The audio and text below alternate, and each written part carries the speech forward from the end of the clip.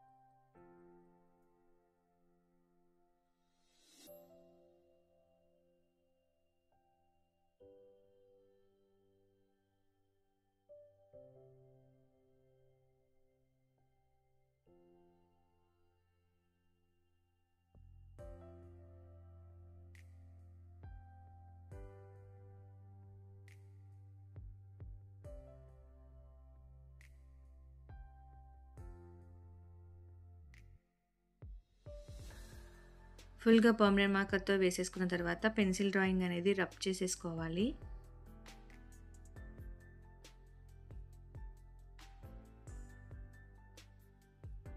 ఫుల్‌గా రబ్ చేసిన తర్వాత టర్న్ చేసేసి ఆ లెఫ్ట్ రిమైనింగ్ పార్ట్‌ని మనం డైరెక్ట్‌గా పర్మనెంట్ మార్కర్‌తో కాపీ చేసేసుకోవాలి.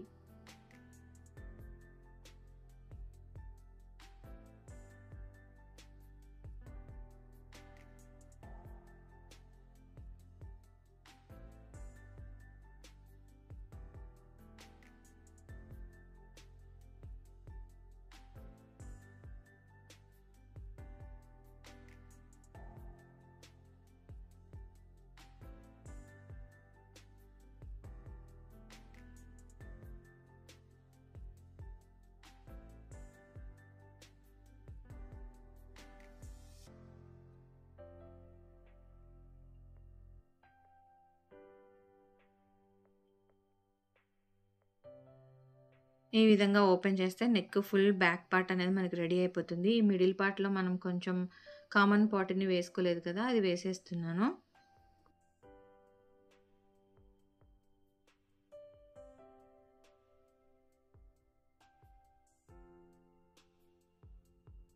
సేమ్ ఇదే విధంగా బార్డర్ అంతటిని కూడా హ్యాండ్స్‌లో వేసేసుకొని తర్వాత ఆల్ ఓవర్‌గా అక్కడక్కడ బుటీ వర్క్ మనం ఏదైతే డిజైన్‌లో వేసుకున్నామో అదే బుటీ వర్క్‌ని మనం ఆల్ ఓవర్‌గా అక్కడక్కడ వేసుకోవాలి.